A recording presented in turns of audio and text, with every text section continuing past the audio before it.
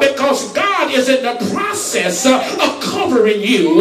He will cover you because he do not want them trying to trace your mess to hinder you from receiving your miracle.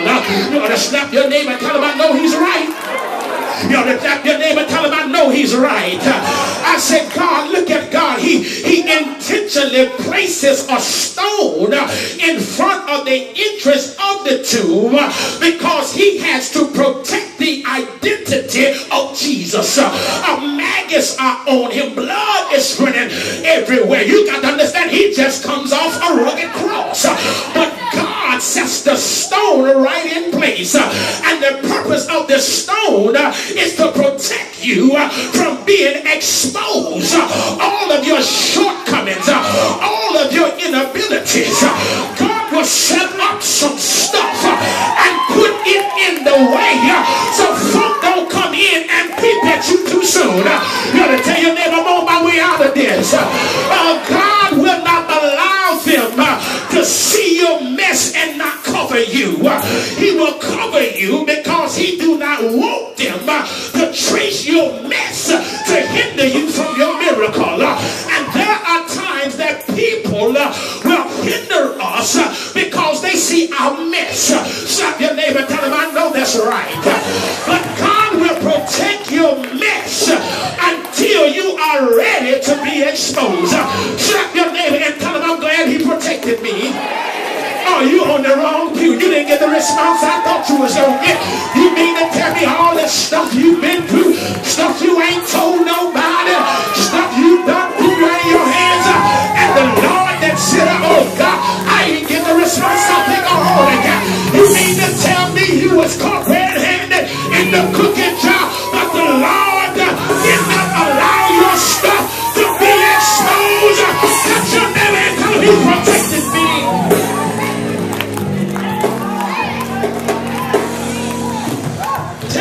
He's protected me.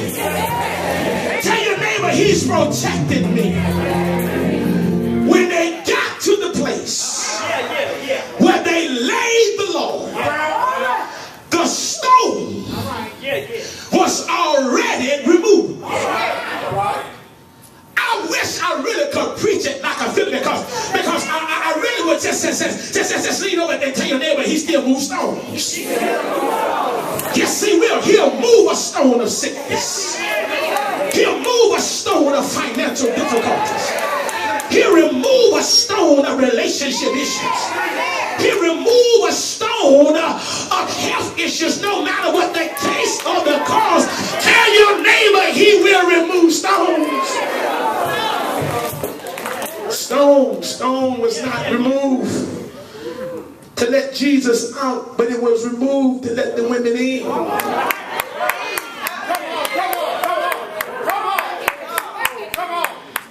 Ain't no sense in brothers being upset because y'all scared. The reason why the women are there because you scared. And the women goes out of boldness because they want to anoint the body of Jesus. And that's why when I hear folk that talk about they don't want to hear a woman preach, well, I want you to know it was the first woman that was given the word to go back and tell the disciples and Peter. I wish I had a half a witness in here. The removal of the stone gives the women, not the men, because y'all scared. I ain't scared. Men are in hiding. And if you really want to know which way the family is going, don't talk to the man, talk to the woman.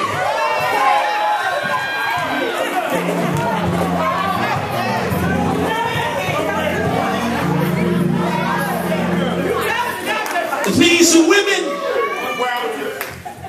were the first ones to enter into the tomb. When they entered the tomb, I'm reading Bible. Unpack it, Bishop, unpack it. Text says they saw a young man clothed in a white robe. Text says he was sitting on the right side. The women now are shocked tells them, don't be alarmed. Thank you. You are looking for Jesus of Nazareth. Unpack it, Bishop. Who was crucified. He isn't here. He is risen from the dead. They said, look. This is where they laid his body. Come here. They said, look, this is where they laid his body. Unpack it, Bishop. Nowhere does any gospel writer record how he got up. They said it was somewhere between the eve of the night and them discovering that he was no longer there. Unpack it, Bishop. Unpack it. They were looking for a dead body. That's right. Expecting to anoint it. But the angel announced he has risen. Indicating that the resurrection was a God act and the tomb was empty. Unpack it, Bishop. Unpack it. They get to the tomb. I'm finished. I'm going to shout and go home. Because the word is, they said, look, this is the place where they laid him. Well, in my hermeneutical suspicion, it occurs upon me to want to investigate the text. You tell me where he was, but I want to know how did he get up? Unpack it, Bishop. The angel says, don't be alarmed. You are looking for Jesus, who was crucified, but he's not here. Notice the text. He was laid. Come on, Bishop. Don't know how he got up, but we got the evidence that he got up. The text don't tell us how he got up. It just tells us he got up. And what I love about God is that God does not expose the process, but God gives us the evidence. You don't know how I got to where I am. You see me looking good. You see me smelling good. You see me lifting up my hands, giving the Lord praise. But you really don't know how I got up. And let me cut through the chase. That I ain't gonna tell you how I got up.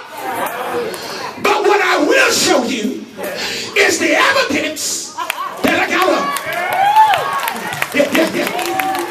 And the reason why I can't tell you how I got up, because you will literally look at me all strange if I tell you how I got up. You'll look at me all cross-eyed. If I tell you about the process, you will look at me like I have lost my mind. So since God does not expose our process, God gives us evidence that he's put us on display. Now tell your neighbor, say, neighbor, don't miss this. The reason why you can't share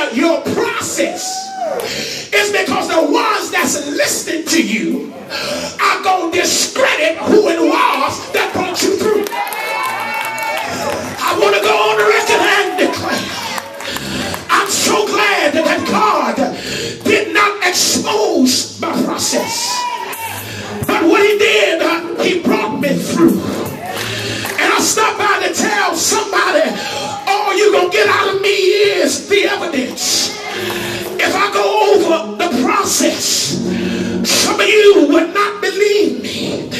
If I go over the process, some of y'all will hold it against me.